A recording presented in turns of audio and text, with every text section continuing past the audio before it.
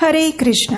क्या आप जानते हैं कि देवी सरस्वती के एक स्पर्श से इस संपूर्ण सृष्टि का पूरा संतुलन स्थापित हो गया था और किस प्रकार उनकी कृपा से ज्ञान, कला और संगीत का प्रवाह इस ब्रह्मांड में बहने लगा था। आज बसंत पंचमी के इस शुभ अवसर पर हम आपको लेकर चलेंगे एक ऐसी आध्यात्मिक यात्रा पर जहां देवी सरस्वती की दिव्य लीलाओं और अद्भुत कथाओं का हम श्रवण करेंगे। आप सभी को वसंत पंचमी की बहुत सारी शुभकामनाएं। तो चलिए तैयार हो जाइए देवी सरस्वती के महिमा गान और उनके वरदान की प्रेरणादायक कथाओं को सुनने के लिए। अंत तक इस वीडियो को अवश्य देखिएगा और अगर देखने का समय नहीं है तो उसको चला के सिर्फ सुनिए। देवी सरस्वती की महिमा और कथा को सुनने मात्र से मनुष्य परम आध्यात्मिक गति को प्राप्त कर लेता है। और आज की कथा में हम आपको देवी सरस्वती से जुड़े हुए कुछ ऐसे रहस्य बताएंगे जो आपके जीवन को एक नई दिशा प्रदान करेंगे। तो चलिए माता सरस्वती की कृपा से ज्ञान की ज्योति को प्रज्वलित करते हुए आज के इस विशेष दिन की पुण्य कथा का श्रवण करते हैं। माता सरस्वती यानी विद्या, ज्ञान, कला और संगीत की आराध्य देवी स्वयं ब्रह्मा जी द्वारा उन्हें उत्पन्न किया गया। और जानते हैं क्यों? चलिए आज आपको देवी सरस्वती के विषय में एक सुंदर कथा सुनाते हैं। एक समय जब ब्रह्मा जी संपूर्ण सृष्टि का निर्माण कर रहे थे तो उन्होंने सभी ग्रह, नक्षत्र और विभिन्न वस्तुओं का सर्जन तो कर लिया, लेकिन उन ग्रहों और नक्षत्रों को ये पता नहीं लग रहा था कि आखिर उन्हें कहाँ जाना है, किसके आसपास घूमना है। क्या उन्हें सिर्फ अपनी स्वयं की परिक्रमा करनी है या फिर किसी और की? इन दुविधाओं में फंसे हुए ग्रह बिना किसी मार्गदर्शन के अंतरिक्ष में भ्रमण करते रहे और इससे ब्रह्मांड में एक संतुलन उत्पन्न हुआ। अब ब्रह्मा जी ने सोचा कि आखिर इसे ठीक कैसे किया जाए, तो उसके लिए उन्होंने निर्णय लिया कि वो किसी एक ऐसे व्यक्ति का निर्माण करेंगे जो कि संपूर्ण ब्रह्मांड को तालबद्ध कर पाए। ये सोचते ही ब्रह्मा जी अपनी ध्यान अवस्था में चले गए और उसी क्षण उनके मुख कमल से एक दैदीप्यमान देवी प्रकट हुई। उन्होंने श्वेत वस्त्र धारण किए हुए थे। उनके वस्त्रों की किनार सुनहरे रंग की थी। उन्होंने कोई भी आभूषण धारण नहीं किया था, लेकिन फिर भी वे अत्यंत सुंदर और तेजस्वी दिख रही थी। उनके 4 हाथ थे, जिसमें से 2 हाथों में उन्होंने वीणा धारण की थी, तीसरे हाथ में जपमाला थी और चौथे हाथ में एक कुंभ। और वो देवी और कोई नहीं अपितु संगीत और ज्ञान की देवी स्वयं माता सरस्वती थी। जैसे ही उन्होंने अपनी वीणा पर ब्रह्मनाद छेड़ा, वैसे ही संपूर्ण ब्रह्मांड में एक परम शांति, मधुर संगीत और संतुलन छा गया।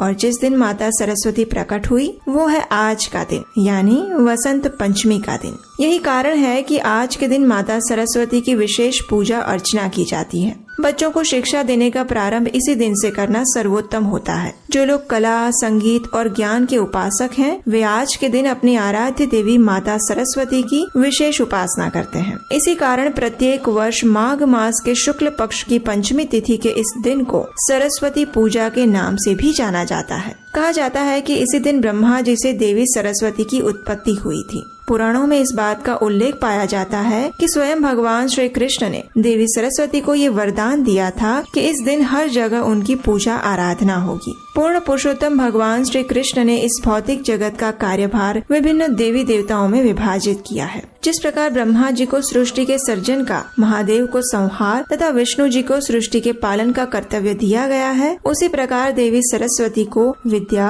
कला तथा संगीत का प्रभार दिया गया है। एक समय श्रीपाद रामानुजाचार्य के गुरु ने उन्हें श्रील व्यासदेव द्वारा रचित वेदांत सूत्र पर टीका लिखने के लिए कहा। उस समय वेदांत सूत्र की मूल लिपि कश्मीर के शारदा पीठ में रहने वाले ब्राह्मणों के पास थी। इसलिए श्रीपाद रामानुजाचार्य ने ये निर्णय लिया कि वे कश्मीर जाकर उस मूल लिपि को प्राप्त करेंगे तथा वेदांत सूत्र पर अपना भाष्य लिखेंगे। परंतु जब उन्होंने कश्मीर जाकर उन पंडितों से आग्रह किया तो उन्होंने इनकार कर दिया। वे नहीं चाहते थे कि ये मूल लिपि रामानुजाचार्य को प्राप्त हो। अब ऐसी स्थिति में रामानुजाचार्य क्या करते? उन्होंने देवी सरस्वती की उपासना की और इसके पश्चात स्वयं देवी सरस्वती ने आकर श्रीपाद रामानुजाचार्य को वेदांत सूत्र की मूल प्रतिलिपि प्रदान की। जब श्रीपाद रामानुजाचार्य ने अपना भाष्य पूर्ण कर लिया तो देवी सरस्वती ने प्रसन्न होकर उन्हें न केवल भाष्यकार की उपाधि दी, अपितु भगवान हयग्रीव का विग्रह भी दिया।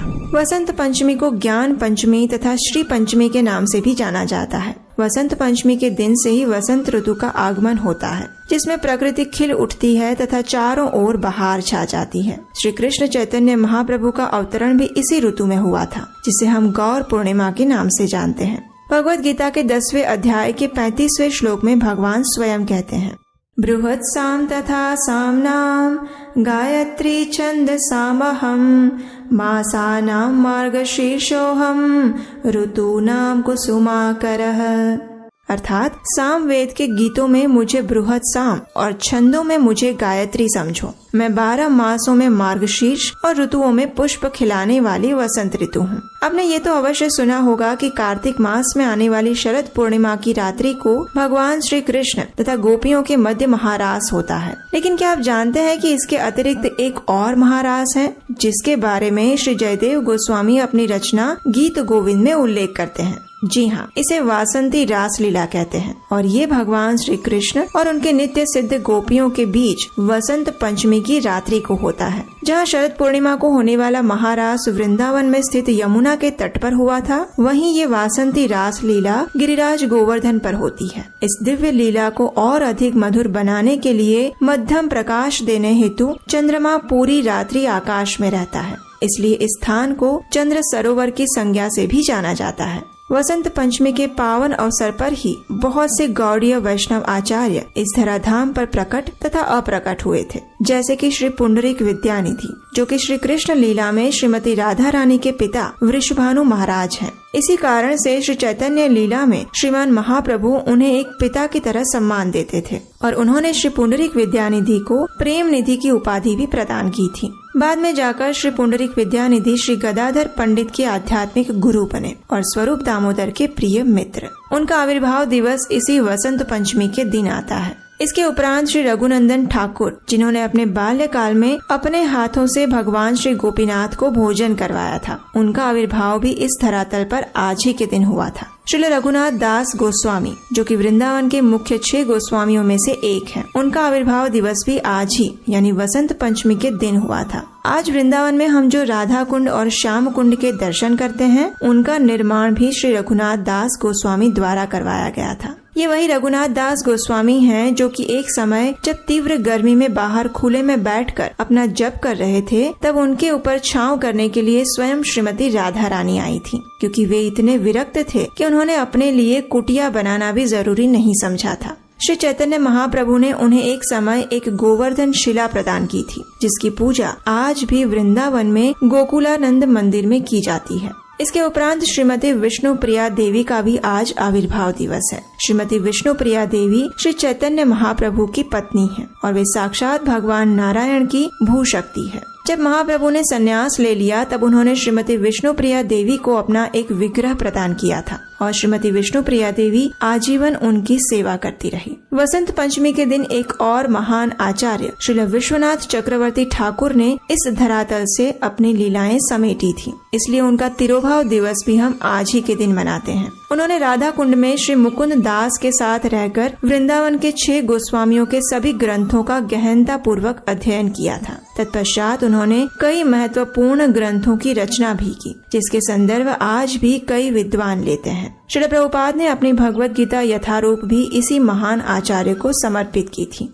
वसंत पंचमी के दिन से वसंत ऋतु का आगमन होता है और इसलिए वृंदावन में कई मंदिरों में भगवान श्री कृष्ण को अनेक प्रकार के सुगंधित और रंग बिरंगे फूल और पत्तियां अर्पित की जाती हैं। सुंदर नव अंकुरित घासों से उन्हें सजाया जाता है। इस दिन वृंदावन में कृष्ण बलराम और श्री राधा कृष्ण के विग्रहों को पीले केसरिया वस्त्रों से सुशोभित किया जाता है और उनकी प्रसन्नता के लिए वसंत राग गाया जाता है। इस दिन भगवान को पीले रंग के फूल अर्पित करने का प्रावधान भी है। कई स्थानों पर इस दिन महिलाएं और बालिकाएं पीले रंग के वस्त्र धारण करती हैं। ये नव सर्जन का दिन है, इसलिए इस दिन परिवार को आगे बढ़ाने के लिए गर्भ संस्कार, खेतों में अच्छी फसल उगाने के लिए यज्ञ, गायों को प्रसन्न करने के लिए विविध रीति रिवाज भी किए जाते हैं। ये ऐसा दिन है जब कोई भी मुहूर्त देखे बिना कोई भी शुभ कार्य किया जा सकता है, फिर चाहे वो गृह प्रवेश हो, विवाह संस्कार हो, कीमती वस्तुओं को खरीदना हो या फिर विद्या का आरंभ करना हो। भारत में विभिन्न स्थानों पर विभिन्न पारंपरिक रीति से इस उत्सव को मनाया जाता है।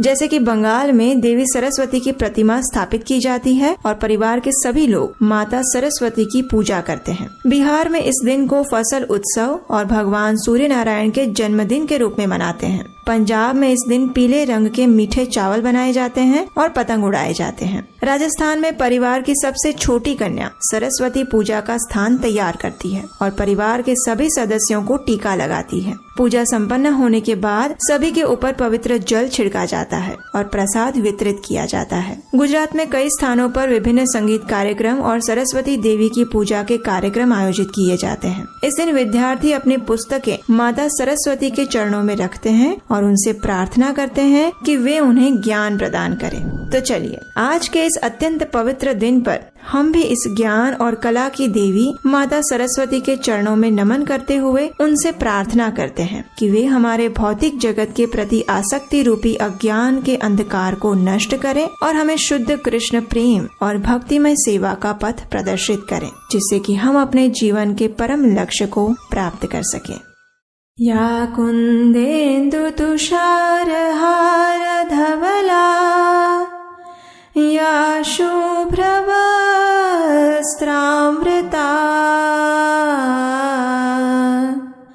या वीणा वरदण्ड मण्डितकरा या श्वेत पद्मासना या ब्रह्माच्युत शंकर प्रभृतिभिः देवै सदा वन्दिता सा मां पातु सरस्वती भगवती निःशेषजाड्यापहा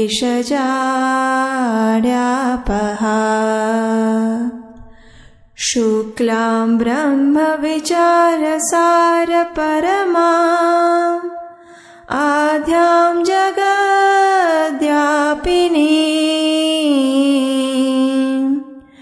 वीणा पुस्तकधारिणीं भयदां जाड्यान्धकारापहा